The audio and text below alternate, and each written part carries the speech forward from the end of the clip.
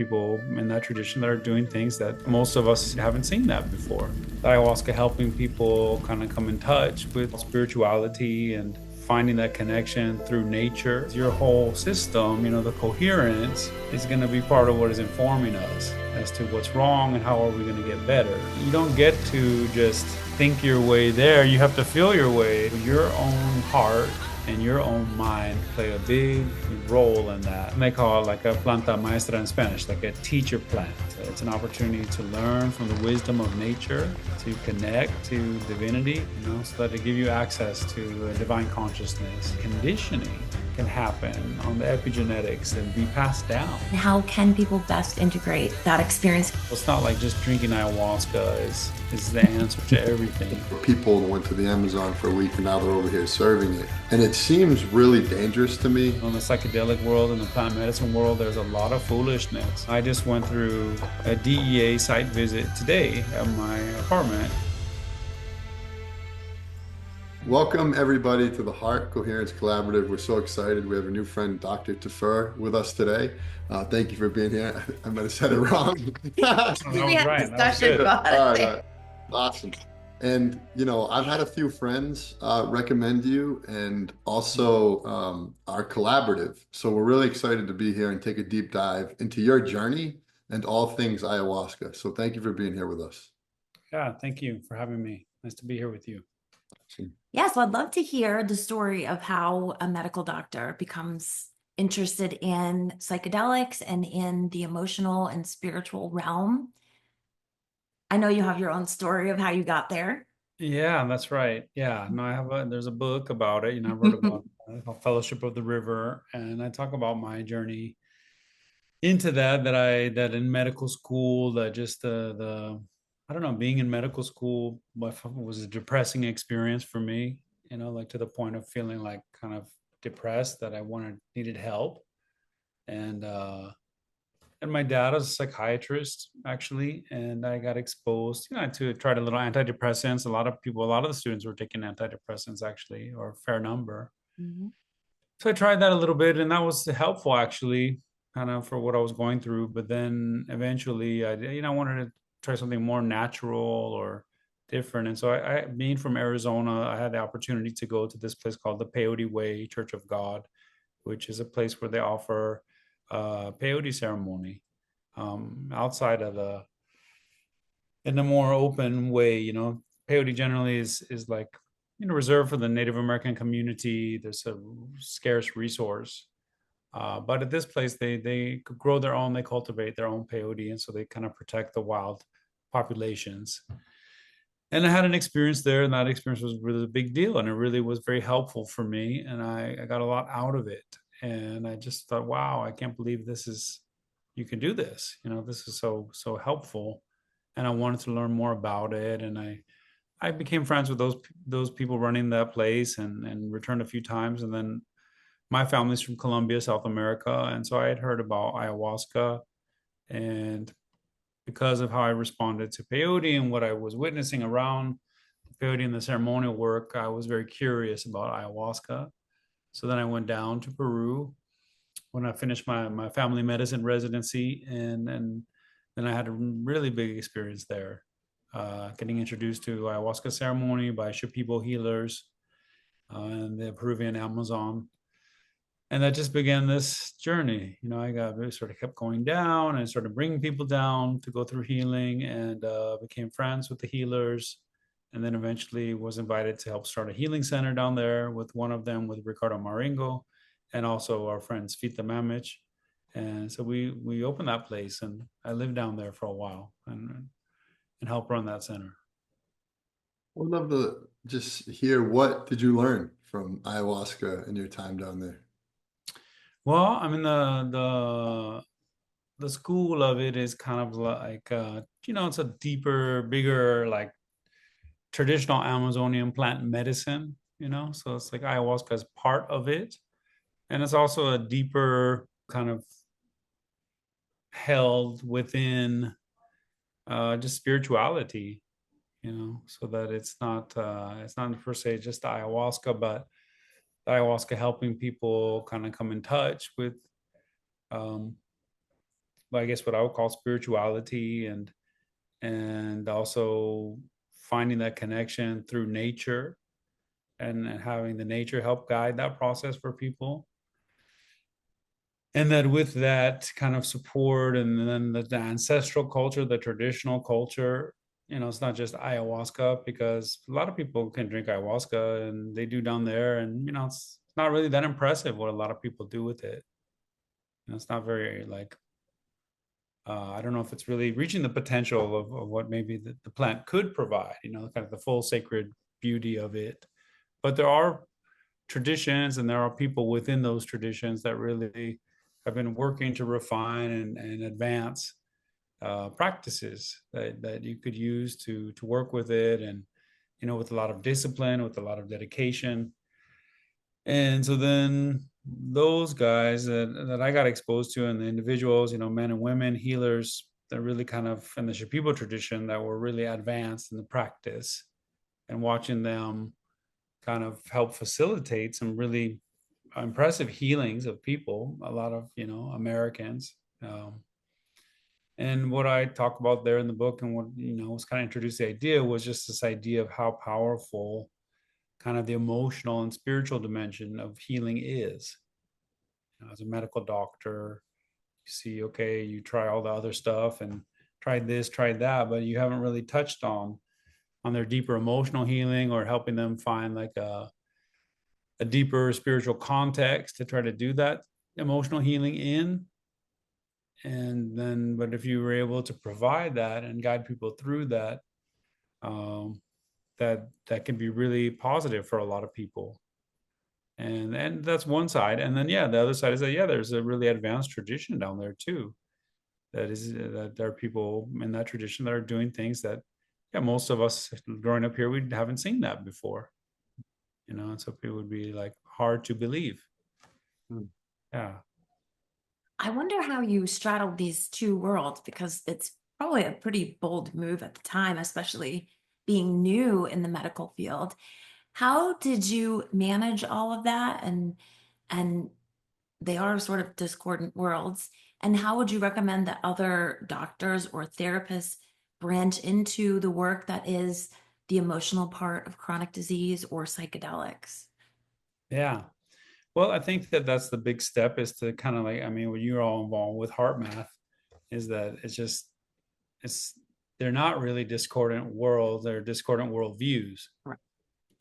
So it's unfortunate that people, it's a reality, that this emotional dimension of health is real.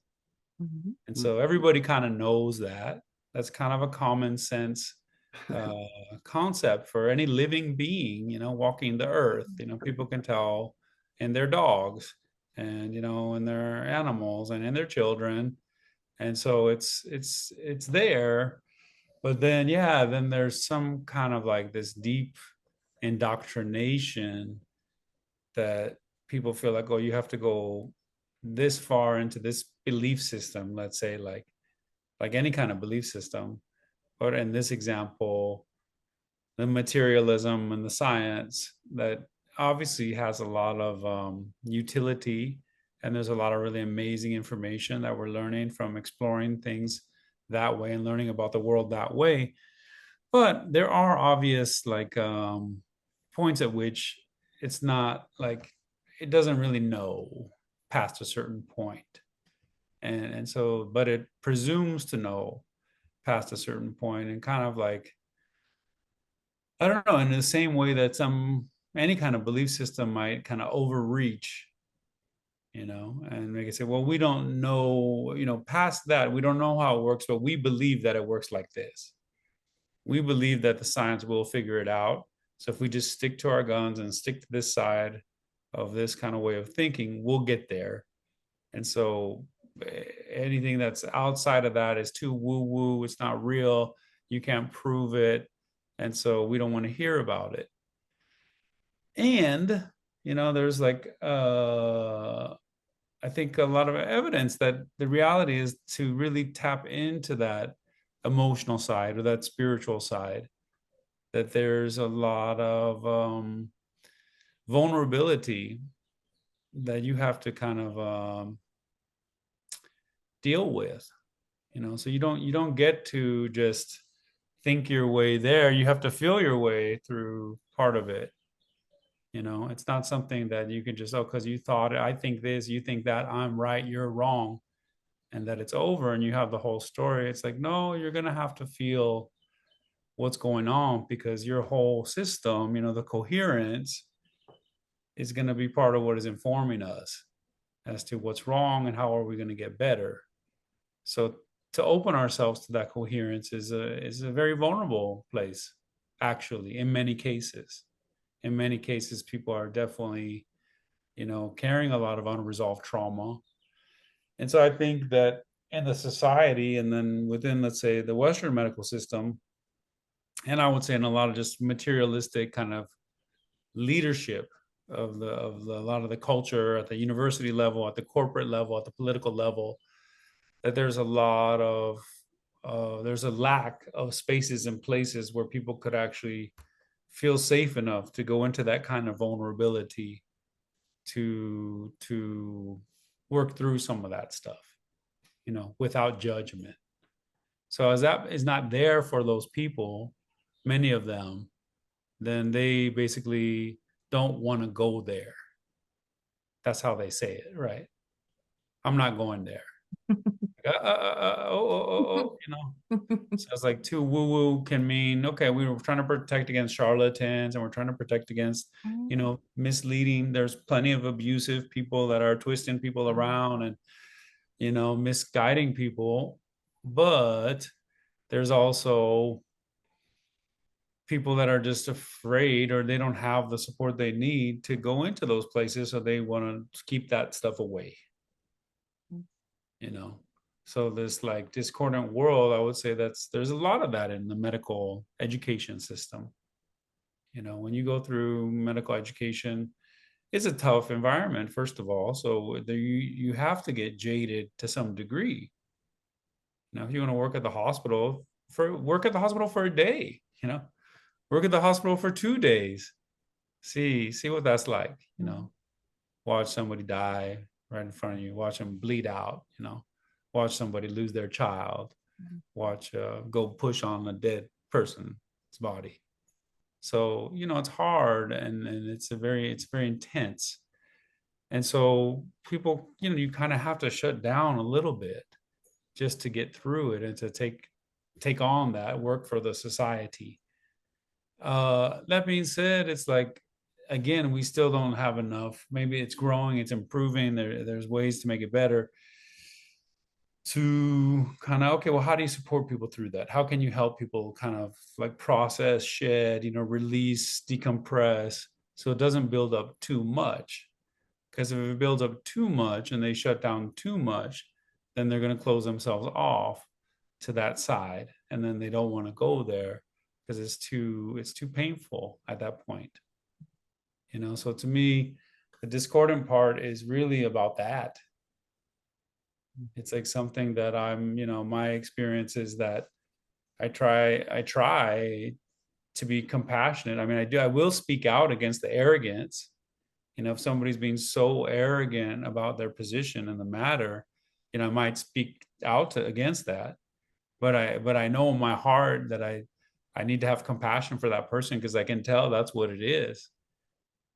That they haven't been held in that kind of space. And so in a center like in Peru, at Nihuerao Centro Espiritual, where I used to work, but many, doctors and surgeons and people like that come down, and that was my experience, is that when you do like a 2-week healing process where, like I said, you really hold them safely, you got to be very careful, hold them really safe where they can get vulnerable and they're not going to be judged. I would say a very high percentage at the end of 2 weeks are going to be very open to coherence and all these other concepts. So it wasn't really like a discordant world. It was like a discordant worldview that I think was largely like beat up. Our mission here at the Heart Coherence Collaborative is to get people in touch with the healing power of the heart. And we really need your help. Right now, only 1% of viewers subscribe. We are aiming to take that number to 6%. The reason why we want to do that is the more people that subscribe, the more people in the world can learn the magical practice of heart coherence. So please help us out. If you've ever listened, if you love this message, please just take a moment to subscribe. Thank you so much. We love you. We love you. I love Makes sense. I love how when I asked you the first question, what ayahuasca has taught you, you like kind of took a step back and you said, you know, it's more about the culture and what they're actually doing to enhance this plant. I think that answer just alone is so profound, you know, because it really brings like a respect to what is happening with the plant and all the people that are putting these efforts into it. So I'd love if you could just take me like on anybody who's new to ayahuasca, a journey of like, what does that actually look like? Or what is happening to bring out this consciousness in this plant? And what is that consciousness? Right. So then again, you know, I gotta say, like, so just the plant alone, what is it, first of all? So it's a tea, Yeah. right? It's ayahuasca is typically, that refers to a tea that's made from, you can make it from different plants, but like in Peru, it's typically made, and in Colombia and Brazil and Ecuador, it's typically made from two plants: the vine, the ayahuasca vine, which has different names in different countries and different cultures, but in Peru, it's called ayahuasca. And then with the other leaves of another plant, in some places, like in Peru, the chacruna is what they use, certain leaves of this bush.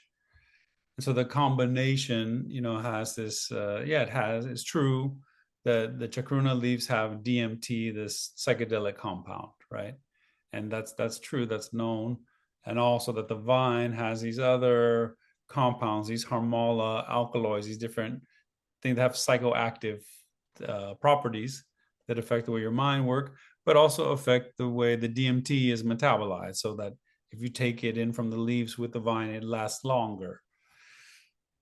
In the cultures across that I've been exposed to in Colombia and Peru and Ecuador and in Brazil, you know, typically the vine is considered the main part of the medicine and the healing and the spiritual power, not the DMT, not the chacruna, not the psychedelic. That the psychedelic, yes, the psychedelic part of it brings the visions and it opens access to the visionary. The more chacruna you put in, the more visionary it is. People know that, you know, they're aware of that. But the vine is considered to really be the kind of the heart of it as far as guiding the healing process. And so then in combination, this tea, you boil it down, refine it down to like a liquid that you can drink in ceremony that, you know, can be very strong. It's very potent.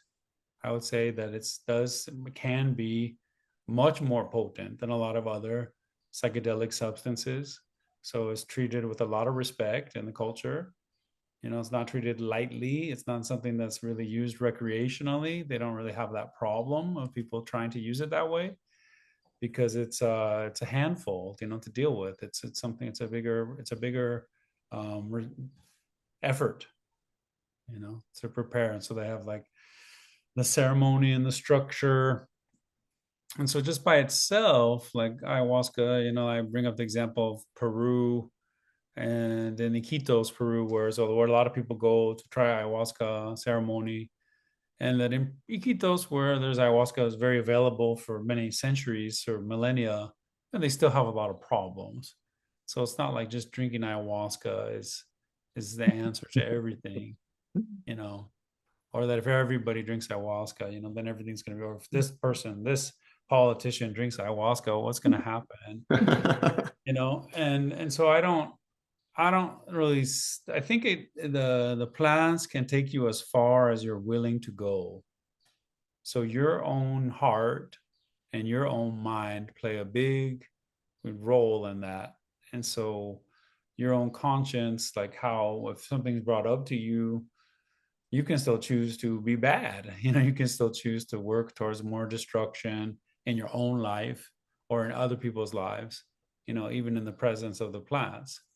But if you really sincerely want to heal and want to open your mind and want to learn, you know, spiritually, and learn about nature and how maybe you can improve things, then there's a great potential there, like a very big potential, a very loving potential that's recognized by many cultures, that in the right setting with the right intention, that it could be this beautiful spirit of like it's it's divinity into the platform, so that it give you access to a divine consciousness, if you're ready to meet that. But that there's a big part for you on your side to be able to meet that. It's not enough just to do it and, oh, I saw it. If you just try this, oh, then everything's going to change for you. Like that happens to some people, but most people it doesn't work like that. Yeah. So I think it's like a big opportunity, and it is like an energy that there's a connection point to divinity and the interconnectedness of all things, and there is an opportunity to teach. And so then they call it like a planta maestra in Spanish, like a teacher plant, that people feel like they can learn from it, that they learn things from working with it. If they learn how to work with it, they'll learn about life. They'll learn about all kinds of things, nature. And so it's an opportunity to learn from the wisdom of nature, to connect to divinity if you're so inclined and you want to put in that kind of work. And then it's also considered to be, a healing, like sacred plant medicine that does have medicinal properties, and that does, does have purgative properties. It does like help clean energy out of people. It does that, and it does help people see. There's the part we see and the part we don't see. So the plant does help people see the part that they don't see, the part that they're not so conscious of, or that they're kind of blocked out from or conditioned away from being aware of. So it's a lot of things. Yeah, it has a lot of possibilities. But again, the culture, the tradition, how we use it, there's big factors. I think we all know a fair amount of people who are doing ayahuasca or something similar and still seem kind of stuck. And I think everybody kind of knows the magic word is integration. But Right. what does that really mean? And how can people best integrate that experience? Because it does seem to be exactly what you said. You can have this big spiritual experience, but you could almost become addicted to that, or it can just kind of fade away and you're back to smoking cigarettes or doing whatever. Right. Yeah. So I think that, like, at least within the Amazonian tradition, like for instance, the Shipibo tradition I was exposed to, they're doing that like as part of, they're going into ayahuasca ceremony as part of these bigger diets, this dieta, like this longer period. Let's say it's 10 days, 2 weeks, 1 month, or longer, sometimes months. So the concept is that to really create a change, that you would have to put in a lot more work. And so like a weekend ceremony, I think in the traditional way, in a culture where people are around ayahuasca all the time and they're familiar with its potential, they're saying that's not really gonna do it. A few people will be impacted by that, but the reality is that most people would require a lot more than like a 48-hour experience to really impact them in a kind of a lasting way. That being said, like even a 12-day experience that has been in like under a Shipibo kind of ceremonial guidance in Peru has been studied and published on, that they found the 12-day experience of Shipibo Dieta, the way they do it. It was just a study. There's two studies that were published by Deborah Gonzalez and her colleagues. And one of them was about like loss of a loved one, some helping people over grief, over the loss of a loved one. And they found that from the 12-day within the dieta in that context, they did have lasting change at 1 year follow-up and beyond. Similarly, they also had some, prolonged shifts at 1 year follow-up and beyond in personal well-being and spiritual well-being in Western people that had gone down to Peru. So I think there's something to be said of like how, it happens. And so if we switch over just to a kind of a related world, not exactly the same, but kind of has some things in common, to the psychedelic therapy world. So you look at the MDMA research, so you have MDMA, this pill drug, ecstasy that a lot of people are trying at the festivals and doing partying, or all the different ways people do it. And the way they do it like that, it doesn't, some people do have big healing experiences from that. We hear about that, but it's not having the impact or the numbers of far as percentage wise that the research protocol was having, which involved 12 weeks of therapy, 3 sessions, working with the same therapist throughout all that process. Then they had like really dramatic shifts that did shift within the 12 weeks, but also lasted at 1 year follow-up, 2 year follow-up, and beyond. And so it is possible, to promote lasting change with these kind of approaches, and even with the sacred plant medicines as well. But it probably takes more work than a lot of people want to put into it. And so then the integration piece is like, yeah, what is the key to integration? You ask different people and you get different answers. But yeah, there's some dedication part of it and discipline that can't seem to get away from. It's like with so many other things in life. So some people say, well, what is integration? Rachel Harris, the author, wrote this books, a couple of books, but one of them, Swimming with the Sacred, and she has a chapter called, and you can talk to her one day, but chapter called Swimming, What is Integration Anyways, or something like that. What's integration? And it's like, it basically boils down to behavior change. So like, were you able to realize behavior change? And so the idea is that, yeah, that takes practice, that takes dedication, that takes discipline. And, is it possible to change like the underlying state so that you don't feel so drawn or triggered into some bad habit or something you're trying to stop doing? And so I would say, yes, that is possible.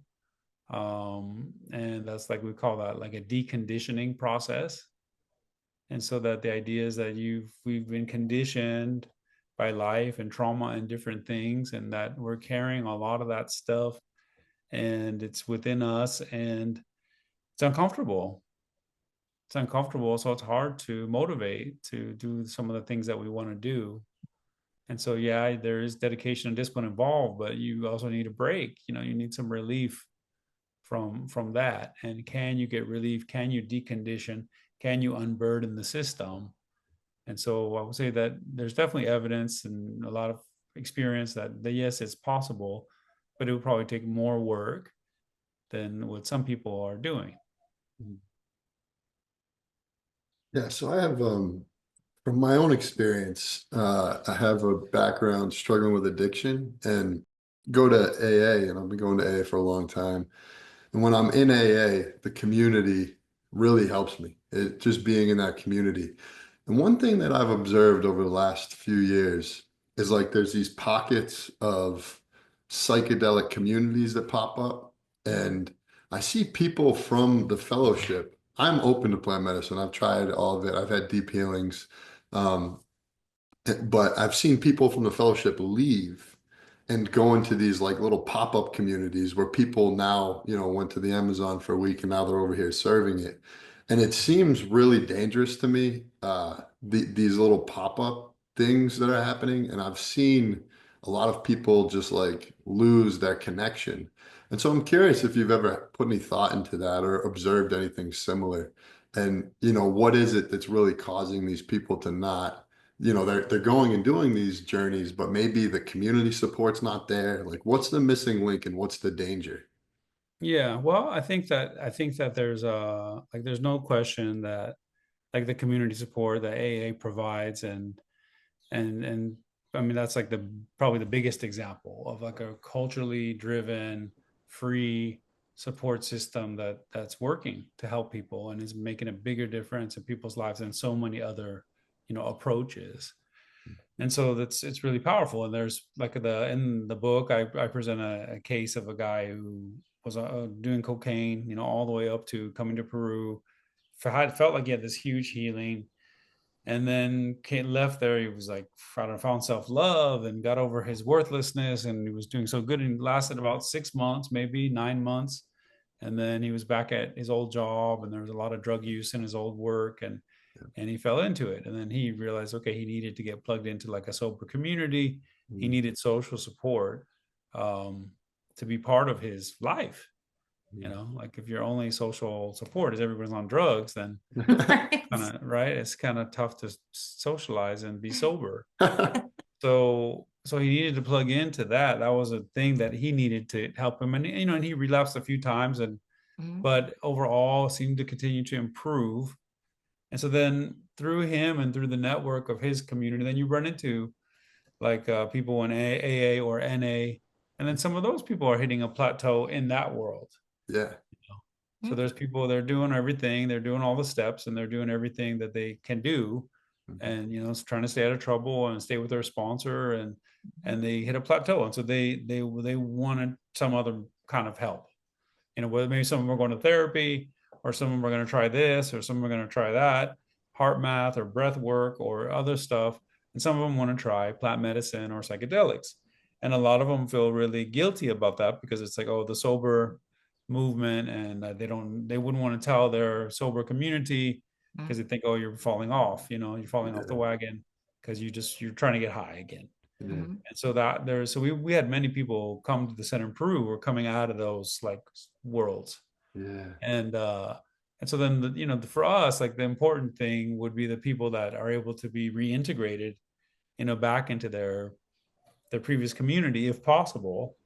But it depends if they were going to be accepted or not after having done that and found that kind of healing somewhere else. Someone wanted to reintegrate, but then other guys aren't comfortable with it. So then there were other like AA groups or NA groups that stabilized, where they had people who were going to plant medicine healing, but still, you know, part of their sober network.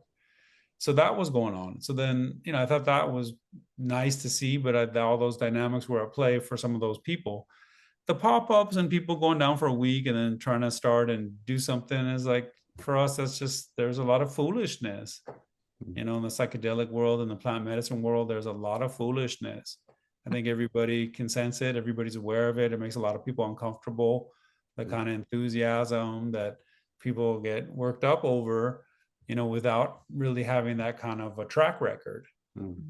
And so, you know, and then people say, well, our culture is not ready. We're not ready for that. I don't know. But I just think it's going to have to get ready, better to get started, and for people to learn what we need to learn about that. In the traditional culture, like somebody for 1 week, they wouldn't be respected, you know, to have real experience with that. So I hope that here, and part of it is there's a lot of desperation. There's a lot of people looking for help. And so they want to try whatever, and they don't have access to other things. And so there's really a lot of need. And that's part of what's driving people to explore like that. But yeah, they're not ready to do it. And so many of them are not, and they cause a lot of problems, you know, or they take advantage, or the ego or the abuse, all these issues that are going on. So that's not good. You know, for me, I think that rather than shutting it down or thinking that we shouldn't even do that at all, it's like better to support the good examples. Like we need good examples, because there's always, you know, with the prohibition and stuff, it's like, okay, no, no, no, no, no, and everyone's, well, who's doing it wrong? You're doing it wrong. Everybody's doing it wrong. But then, okay, well, is anyone doing it right? Like, you know, so then if somebody is doing it right, can we see that? Can we share that? Can we I don't know, share what we're learning and see. You know, I just went through a DEA site visit today at my apartment for them to come visit me and check out my, you know, or the way we're handling the ayahuasca sacrament, and because we have our spiritual community. And so like for us to be able to be like upstanding citizens that are working with it, that aren't hiding out in the shadows. So then, you know, the illegal and the prohibition stuff creates more situations where people can hide out and do all these things that, and like I say, in the shadows. If you had to step forward in front of everybody in your community and say, hey, this is what we're doing, then I don't know, it may not be as easy to get away with like sloppy stuff, or where you're not prepared, or maybe you're not, you know, you're not going to follow up or ready to kind of help the people that need help. At the same time, like I said, there's a big need, and some of this is sprouting up for people trying to respond to that. Yeah.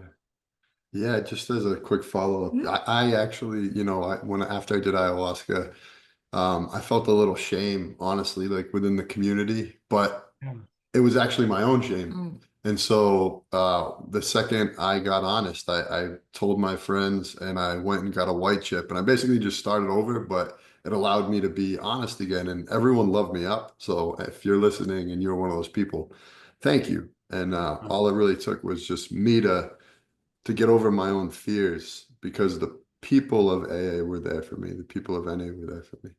So And we respect their fear, we yeah, respect their concern about people, whatever, getting lost in substance. for sure. Mhm. But we don't, in the case of ayahuasca, I mean, there are people that can just kind of, like you said, spin their wheels and be in a regular thing with it and not really progress. But what does the evidence show once again? In the case of ayahuasca, where we look at, like, they studied some of the Brazilian churches in Brazil, like people they're using it regularly for, I don't know how many years. They were studying the people. And in that case, that population of regular ayahuasca ceremonial participants, the use of drug and alcohol is way down compared to the average population. So then there is some, like, facts that we have to consider, that there's some fear. It's like, okay, is that true?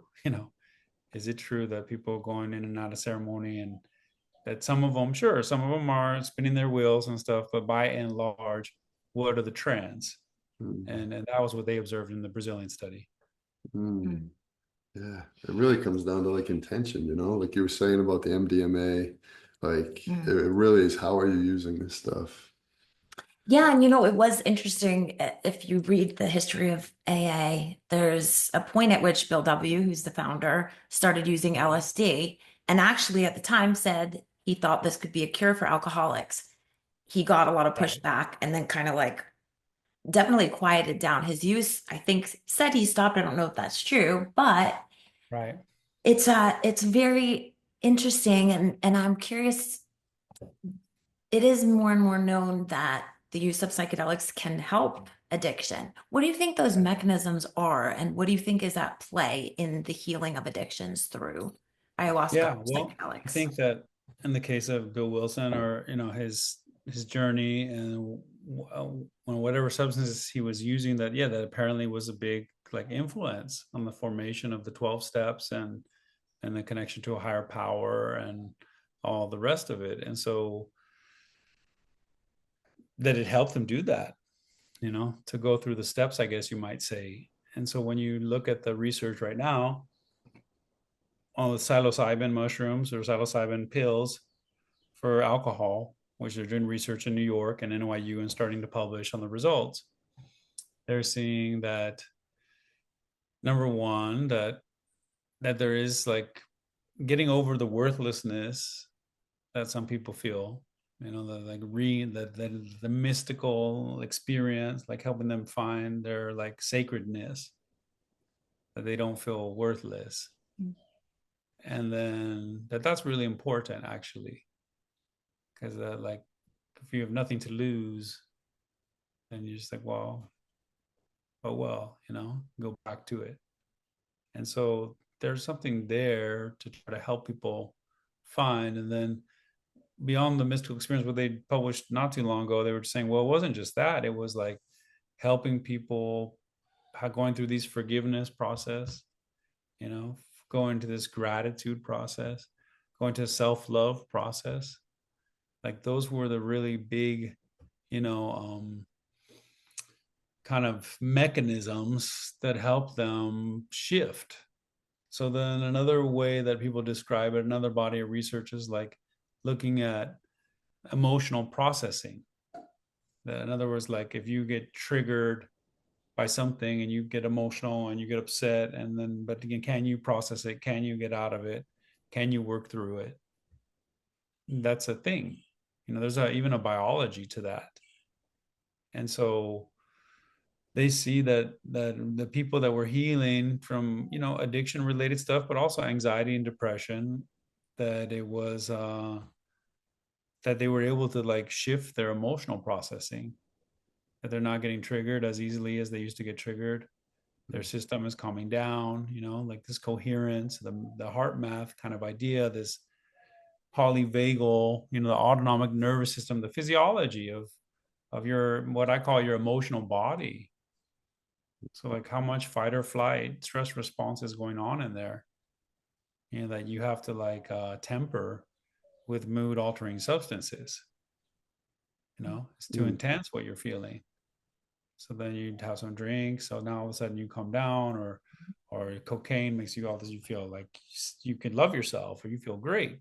And something chemical was like activated that is missing, I guess, in a way you could say.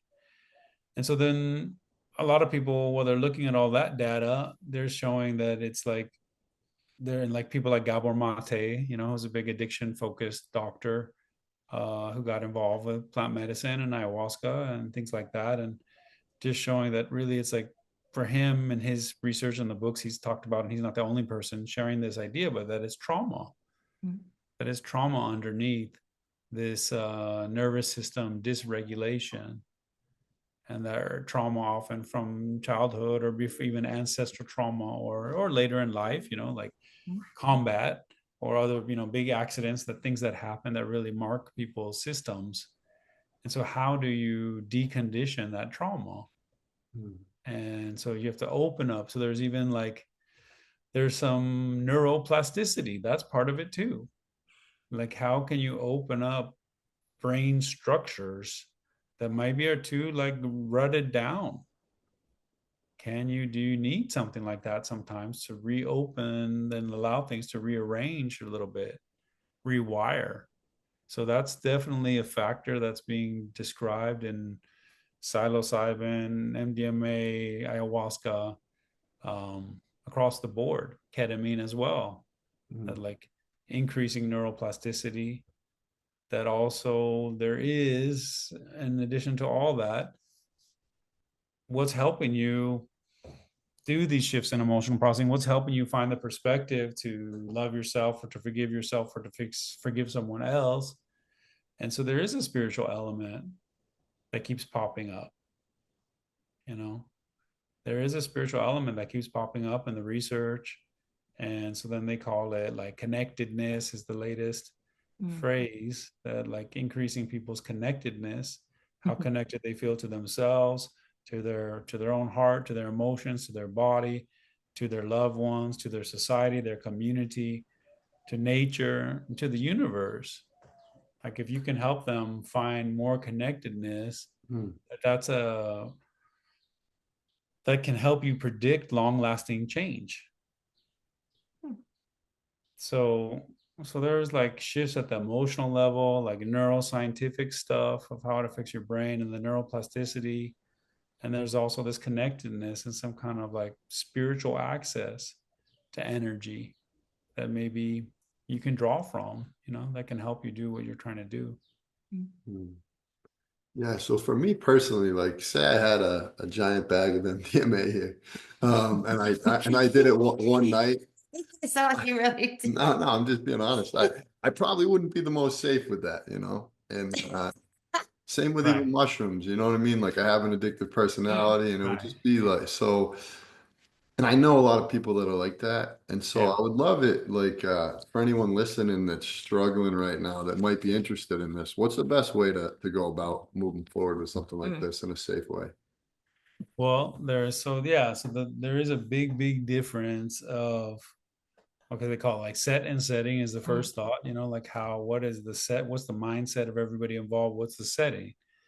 There's also the guidance, you know, and so there's definitely a role in like the ancestral cultures. If we look at them and say, oh, how have they been learning from it? They have people that are advanced in the practice of that. So coming under the care of somebody like that would be like a reputable person that is a stand-up person that you can, you know, that you have like a personal recommendation about, that cares, that's going to like do the proper screening to make sure you're a good candidate. So if somebody doesn't want to even screen you, maybe that's not the good person to work with. You know, somebody that you're going to have access to, that you're not just going to have the experience and then never see them again. Mm. You know, somebody that wants to follow up and find out how you're doing and how to make the most of your integration process. So that's super important. It's starting like it's, you know, it's still largely illegal, right? So I'm a doctor. I'm not going to like recommend like a bunch of illegal activity. But so like there's ketamine clinics, you know, so there's the difference. If you have like addictive, that's a big concern of yours of how that you're going to feel about that or having an experience with that. But there are studies that with some people, the, you know, I guess it's the right people, that they do improve, you know, Mm. from addiction with ketamine work. But again, I would say with a guide, with somebody guiding the process, where you're not doing it on your own. You Mm. know, I think if you have addictive personality and they send you home with it, I don't think that's a wise move. And You they're know, I doing don't that too. You know, they are they're doing. doing that. They're doing that, but that's for people to, you know, Yeah. I It's think to take a hard to. second look and say, I don't know, you really want to do that? Yeah. You know, I don't, for me, I'm not saying there isn't a role for that. And there's some people that get better that way. And there's some people that treat their pain that way and different things. But for me as a practitioner, I don't send people home with it. Like Mm. because I don't want to think about that. I don't want to worry about that. Yeah. So I'd rather just deal with the people that want to do it like in person and have our experience and work through it that way. And I like the places that do that because there's the problem, you know, sitting there waiting to happen. So that's one. You know, with mushrooms, there's a few legal places now in Colorado, New Mexico, uh, and Oregon. They're creating pathways for therapeutic use of mushrooms under some kind of guide that's meeting the standards of the state regulation to help people with whole mushrooms and not just psilocybin pills. So that's happening there. You know, those are the legal options. The people that are exploring like, you know, opiate issues, and some people are looking into iboga and ibogaine, and there's clinics popping up in Mexico Mm-hmm. with doctors and things, and there were some in Canada before. Canada's starting to do MDMA work. Canada's doing psilocybin work legally through like the beginnings of pathways. Australia is as well. The US is kind of lagging behind right now. Mm. So yeah, I don't know. I would say people should be cautious. People should be careful. I don't think it's something that you should treat with any kind of urgency. Mm. You know, if you feel like you have, oh, there's so much urgency. Oh, I got to do it. I have to do it. It's like, no, that's probably not the good time to do it. Yeah. Yeah. Yeah. Yeah. Yeah. Yeah. Good stuff. I appreciate that. I would just like to close with the question, what is one of the most profound or life-changing realizations or moments you've had in on ayahuasca or in the psychedelic experience of some kind? I would say like it's it's so I mean people shouldn't do it for that. Like, you know, like we're back to that again. Like just I love that you take it there. right. So I that's why know, I but I say, still want to know. yeah, I I still know. want to know. That's what people want to know. I mean, I had a lot of experiences. You know, for me, I think the most profound stuff that I is like learning about in the tradition, learning about healing with song, Mm. you Mm. know, and using like learning about that there is a tradition that's teaching about that, about using songs and visions to work with people like in a mystical way, and that was like a school that was effective. You know, that they're sure it's not like everybody's always right every time when you bring in this kind of mystical intuitive side into it, but the percentage was pretty strong. You know, it's like, whoa, these guys are actually getting, they're doing something, they know what they're doing a little bit, and if they humble themselves and try to be careful and not like over, you know, do it, but try to learn as they go, then you can see some pretty special things. And yeah, so I think those are my favorite like things, are just learning about healing. And one of the things that I wrote about in the first book was that the ayahuasca and visions while I was singing to somebody who has a migraine headache, and it showed me like her DNA, you know, and it showed me a little like her DNA, the way it is like wrapped on these proteins packaged inside the cells. It has these balls, all these little bumps, and it showed me this little dragon was swimming like over in between the cracks all around. And then it said to me, like, Joe, her problem isn't in her genes, it's on her genes. It's like, it's epigenetic. And it made me really get curious about epigenetics, like the way that, like, because you could say alcohol, oh, it's genetic, you know, that's their dad, their grandfather, this person. But then it's like, well, why would you develop an alcohol gene evolutionary?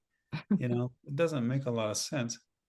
But you could show how this like conditioning can happen on the epigenetics, like these little things can clutter around the genes and be passed down. And so then, like, can that stuff change? And then the ayahuasca was trying to tell me that, yeah, it's software. That part's not set. That part changes with the environment. And so we did a study. We could learn from the first book. We had that idea, and so we raised money from people that were interested in the idea to take a look at the MDMA trial and try to check their saliva to look for their white blood cells and epigenetic changes of the ones that healed from PTSD. And it was a small study, and we got interrupted by COVID, so we didn't get all the data we wanted. But still, the little bit that we got, we did see a change, and it was like in their stress response system that was shifting, the ones that were getting better. And so it was like, oh, this epigenetic tags from their trauma, like if we could just like loosen that up or let it fade a little bit, then their system would start working healthier again. So that was a good one. Yeah, that was interesting. I didn't know about that so much before. Afterwards I studied, looked up papers and you know, pursued it. But the ayahuasca told me that, yeah. Nice. Cool.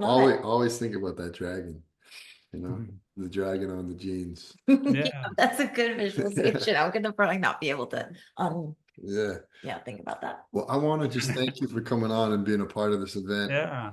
You know, we would love to have you back on too, just continue this Sure. conversation because this was really meaningful and profound. Yeah, well, good. And thank you for having me. It's great to talk to both of you. Very nice to speak with you. Yeah, I have a new book coming out soon, so maybe I'll come back with the new book. Cool. Yeah, what's the new book? The new book is like, it's in the final stages, so I hope it'll be out soon. It's called Medicine Song. Nice. And it's called Medicine Song, Spiritual Healing and the Psychedelic Renaissance. Nice. Awesome.